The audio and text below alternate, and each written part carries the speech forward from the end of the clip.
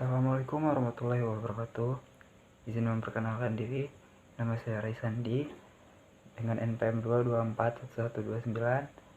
Saya berasal dari kelas manajemen 22C. Di sini saya akan menjelaskan mata kuliah manajemen risiko materi 1 yang berjudul prinsip-prinsip manajemen risiko. Di sini ada prinsip manajemen risiko. Yang pertama adalah manajemen risiko adalah pendekatan sistematis. Manajemen risiko juga harus dilakukan secara sistematis dan terstruktur. 2. Ada pemimpin strategi terlibat. 3. Pendekatan berbasis risiko. 4. Partisipasi dan konsultasi. 5. Ada pendekatan terpadu. 6. Konsultasi secara berkala dan terus-menerus. 7. Komunikasi yang efektif. Dan tahap yang terakhir atau yang ke-8 adalah evaluasi dan peningkatan. Di sini ada latar belakang prinsip dasar manajemen risiko seperti komitmen pemimpin, penilaian risiko sistematis, identitas risiko, evaluasi risiko, pengelolaan risiko, ada komunikasi, konsultasi, serta review dan perbaikan berkelanjutan.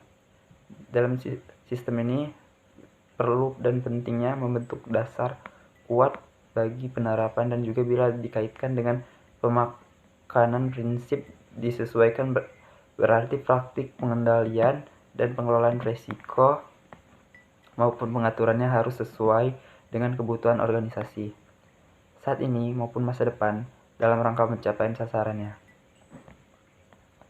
Selanjutnya ada pembahasan suatu prinsip dasar yang ditetapkan KOSO-ERP adalah bahwa semua bagian di dalam perusahaan memiliki tanggung jawab terhadap ERM, yang artinya implementasi manajemen risiko.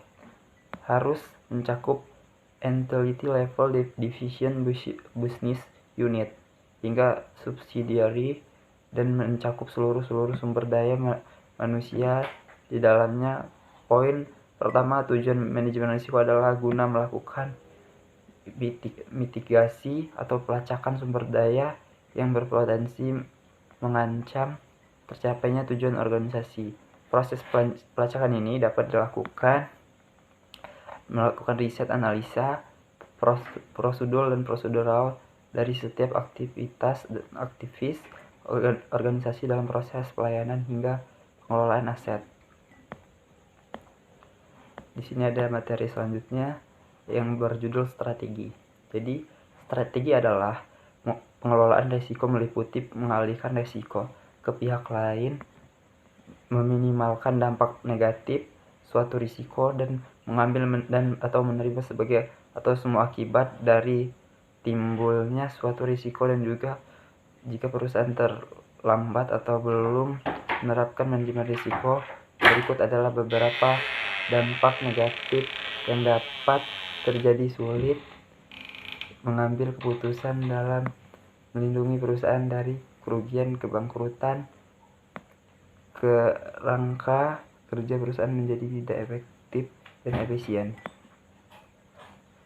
Selanjutnya ada pelayanan hingga pengelolaan aset dan aktivis.